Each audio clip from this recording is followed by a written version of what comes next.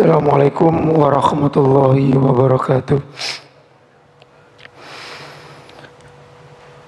Alhamdulillah wa syukrulillah wa la hawla wa la quwata illa billah. Allahumma salli wa sallim wa barik ala nabiyyina Muhammad wa ala alihi wa sahbihi ajma'in. Rabbi shrah li sadri wa yassir li amri wakhlul 'uqdatam min lisani yafqahu qawli, amma ba'd. Bapak-bapak, ibu-ibu dan jamaah salat subuh yang dimuliakan oleh Allah, alhamdulillah sebelum mengawali salat subuh kita diberikan rezeki dunia, hujan, alhamdulillah. Semoga ini membawa kebaikan untuk kita semua, amin amin ya rabbal alamin. Jemaah yang dimuliakan oleh Allah, ini kita melanjutkan ngaji singkat kita ya.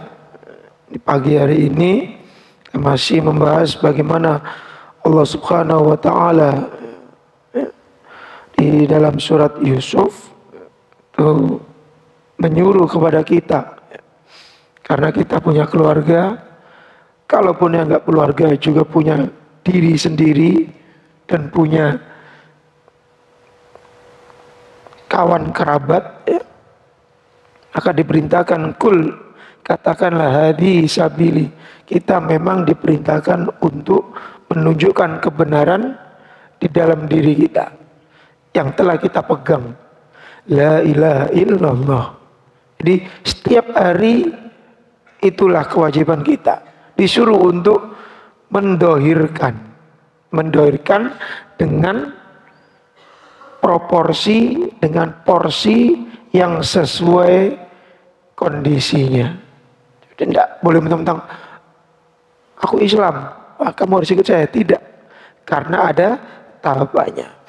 Jadi berkata di sini Al-Allamah Ibnul Qayyim itu mengatakan, ya, ketika kita diminta oleh Allah Subhanahu wa taala untuk mendohirkan bahwasanya Allah itu adalah zat yang paling benar, yang mengatur kehidupan kita, yang memiliki hak untuk apapun, karena kita semua adalah miliknya, maka dzakara subhanahu maratibat dakwah. Ini bermaksud ada tahapan-tahapan, apalagi kalau dengan anak kita, istri kita ataupun suami kita, tetap ada tahapannya. Karena di dalam seluruh periode kehidupan kita, yang pertama dan yang utama harus diingatkan yaitu tentang hal ini. Karena Allah Subhanahu wa taala itu zat yang tidak tampak secara dohir. Ia tidak tampak secara dohir, dan kecenderungan manusia, ini yang perlu digarisbawahi oleh kita semua tanpa terkecuali, ya, kecenderungan kita semua itu abai, itu lengah, itu lalai, ya. Jangan kalau di masjid pasti ingat, oh saya sedang beribadah di rumahnya Allah. Kecenderungan untuk maksiat potensinya sangat kecil sekali. Tapi ketika keluar masjid, wah, gitu, sudah bukan di rumahnya Allah lagi. Ingat Allah? Tidak. Maka ada dua amalan yang itu seharusnya kita sebagai orang mukmin harus kita pegang dua-duanya. Tidak boleh kita lepaskan. Yaitu amalul dunia sama amalul akhirah. Jadi kita semua ini meskipun di dunia itu juga bisa mengerjakan amalan akhirat. Berkata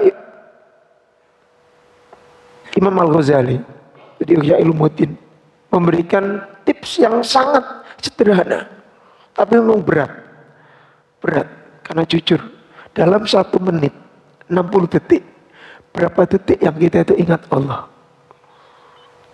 Kita tidak bisa gaya-gayaan. Kita bukan maksum, bukan nabi. Ya harus mengakui sebanyak blesetnya ingat Allah itu.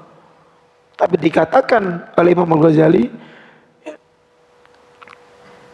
karena manusia itu fokusnya hidup di dunia, yang nyata secara zahir itu kehidupan dunia, yang melakukan apapun untuk dunia, sangat disayangkan, katanya. Sangat disayangkan. Karena kalau bisa nyantol dengan Allah, amalannya jadi amalan akhirat, meskipun melakukan amalan dunia. Jenengan niaga, jenengan dodolan gitu lah. Tapi kalau dua hal ini itu selalu disertakan di dalam kehidupan kita, amalan kita langsung jadi amalan akhirat. Itu yang akan diterima oleh Allah. Al-khusyu'u wa ihdharul qalbi. Rasa tunduk karena ngerti diawasi oleh Gusti Allah. Wa ihdharul qalbi, dan hatinya selalu sadar kalau diawasi oleh Allah Subhanahu wa taala. Cuma dua ini saja. Karena ketika hal ini kita lakukan dan selalu sadar, tidak mungkin, sangat-sangat tidak mungkin untuk kita itu bermaksiat. Maksiat pikiran, maksiat lisan, maksiat hati, apalagi maksiat fisik. Tidak akan. Jualan, kalau sadar hatinya juga hidup diawasi oleh Allah, tidak mungkin berbuat curang. Nah, memang takarannya segitu ya, ditakar segitu. Syukur-syukur bermurah hati, wes tak luwi ya, wes jadi awakmu seneng gitu. Tapi tidak mengurangi, tidak mencurangi, karena ngerti Allah menyaksikan. Nah, yang kita lakukan amalan dunia ini nyambung ke akhirat. Dan dikatakan wabi yanfa'u amalud dohir. Dengan inilah akhirnya berfaedahlah, bermanfaatlah amalan duniawi kita, yang itu akan ditimbang oleh Allah menjadi pemberat kita untuk ke surga. Amalannya sama. Yang jenengan mengerti Bill Gates, yang di setiap laptop kita, di setiap komputer kita, itu ada perannya dia. Berarti kan dia kaya.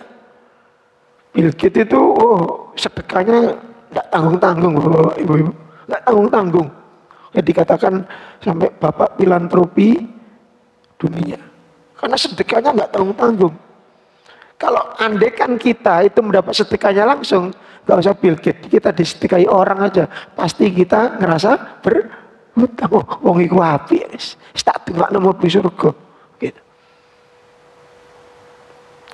Tapi yang dilakukan orang-orang sedemikian, baik muslim maupun non muslim, kalau mentok ketika melakukannya tidak merasa diawasi oleh Allah, itu saja kuncinya. Tidak merasa diawasi oleh Allah, maka cukup di dunia, cukup di dunia. Dan inilah dalam konteks ayat ini yang harus kita sampaikan kepada pertama-tama kepada diri kita, karena ada dua derajat, ada tiga di sini. Ya, taliban lil haqqi muhibban lahu. Jadi kalau yang paling enak ini ketika di keluarga kita, ke anak kita ataupun ke istri suami kita, kalau memang mudah diomongi maka enak. Taliban lil haqqi muhibban lahu. Kita enak ngomongnya karena memang seorang anak, seorang istri ataupun seorang suami itu muhibban lahu, mencintai kebaikan. Wah, ngomongnya enak kalau kita negur. Loh, salah itu. Enak, terima. Tapi tingkatannya kedua, kalau sibuk dengan mustaghilan bididil kaki, sibuk dengan urusan dunia, maka langkahnya yang perlu kita sampaikan adalah lakin lau arfau athrau wattabau fahadha yahtaju ilal mau'idah bitarghib wa tarhib. Nah, kalau sibuk dengan urusan dunia, kalau melakukan kesalahan diingatkan ke jalan Allah, maka perlu dengan mau'idah hasanah, pengajaran kehidupan. Makanya banyak pengalaman kehidupan yang harus kita jadikan pelajaran. Jadi metodenya berarti ya dengan diberikan analogi, ya, contoh kehidupan. Loh, nek ngini dadine kayak gini, delok wong iku kayak gini. Bukan berbicara aib, tapi untuk mengambil pelajaran. Yang ketiga, yang berat, mu'anidan mu'aridon. Senengani nolak, ngeyel, bangkang terus, bangkang perintahnya orang tua. Nah, maka yang demikian, fahada yujadilu billati ahsan, diajak untuk yujadil, yes, adu argumen. Nah, kita harus mengerti. Maka kalau ini cocoknya, kalau menurut saya gitu, kita semua ngaji kembali di surat Muhammad ayat 19 itu. Fa'lam annahu la ilaha illallah wastaghfir lidzambika walil mu'minina wal mu'minat wallahu ya'lamu mutaqallabakum wa mathwaakum. Berarti dimulai dari diri kita, apa? Mengilmui. Karena perintahnya kita hidup ya berilmu. Mengilmui, kita berarti praktek dulu untuk diri kita. Bisa enggak di dalam 60 detik itu semakin hari, nah iso 1 detik, 2 detik bertambah. Saya ngambil contoh sependek-pendeknya saja, sesingkatnya. Dalam 1 detik aja, berapa detik kan di dalam hati itu yang ingat bahwasanya Allah itu mengawasi setiap detak jantung kita. Nah itu kita tingkatkan dulu. Kita tingkatkan. Berat. Dengarkannya sepele. Wah, gampang sekali dikir tok. Cekelan tasbih, mari. Tidak semudah itu. Yang pertama-tama yang harus disadari itu tadi. Allah mengawasi dalam semua hal. Nah, ini kuncinya, ayat ini sudah jelas. Kita diminta untuk ingat Allah kapanpun. Delalah, bahasanya orang Gresik, ya. Ayatnya disambung wastaghfir lidzambika. Loh, kita disuruh mengilmui bahwasanya tidak ada Tuhan selain Allah. Wastaghfir, minta ampunlah. Loh, kita kan nggak melakukan dosa. Nah, tapi kok diminta untuk minta ampun, jaluk sepuro. Karena faktanya memang kita selalu lupa akan Allah Subhanahu wa ta'ala yang mengawasi kita. Akan lupa. Saya ambil contoh tadi dalam satu menit aja. Kalau kita boleh jujur, kalau kita menghadirkan hati kita, maksudnya bertanya kepada hati kita masing-masing, yang mana ini adalah organ tubuh. Ini bukan hati secara fisik, hati secara batin. Organ tubuh yang tidak akan pernah kita sendiri bohongi. Begini nanti pilkada, itu enggak akan bisa ditipu. Kita pasti banyak lalainya, banyak melakukan amalan dunia, gak sadar kalau diawasi oleh Allah. Maka perintahnya wastaghfir lidzambika, jaluk sepuro. Dosamu akeh, dosa kita ini banyak. Bukan menghardik orang, bukan mengumpat orang. Lali nek Gusti Allah ngawasi, iku lho wis dosa. Bapak-bapak, ibu-ibu, betapa lautan dosa kita ini begitu banyak. Maka Allah memerintahkan wastaghfir lidzambika, mintakan ampun atas dosa kita masing-masing. Walil mu'minina wal mu'minat, dan untuk orang mukmin baik laki maupun perempuan. Allah tidak mengatakan walil muslimina wal muslimat. Karena kalau walil muslimina wal muslimat, banyak orang muslim itu melaksanakan ajaran agama Islam hanya secara zahir. Zaman pilkada ataupun pilpres itu kenapa? Wah, kayak wong sopo masjid ini tak pilih. Allah tidak mengatakan walil muslimin wal muslimat, tapi walil mu'minina wal mu'minat. Orang yang melakukan amalan disertai dengan keyakinan bahwasanya Allah mengawasi. Nah, doakan orang-orang yang sedemikian. Kenapa sama nasibnya dengan kita? Kita yang mengaku mukmin pun abu'u binikmatika alayya. Wa abu'u bidambi, ya Allah, aku ini harus mengakui setiap saat itu melakukan dosa. Apa? Dosa lalai terhadap kesadaran akan pengawasan jenengan. Allah kunci kalimatnya, wallahu ya'lamu mutaqallabakum wa mathwakum. Ketahuilah wahai cucu Adam, kita semua ini tanpa terkecuali, duwe gelar gak duwe gelar, duwe pangkat gak duwe pangkat, kabeh apa? Wallahu ya'lamu mutaqallabakum wa mathwakum. Gusti Allah sangat ngerti detak jantung kita, bolak-baliknya. Wa mathwakum, dan di mana kita menyembunyikan diri. Kalau saya artikan, dimanapun kita berada, Allah mengerti. Maka semoga kita semua menjadi hamba-hambanya Allah yang mampu selalu tunduk mengerti, selalu sadar Allah mengawasi kita, dan hati kita selalu mampu kita hidupkan, sadarkan bahwasanya semua yang akan kita lakukan, sedang ataupun telah, itu kelak akan dimintai tanggung jawab oleh Allah.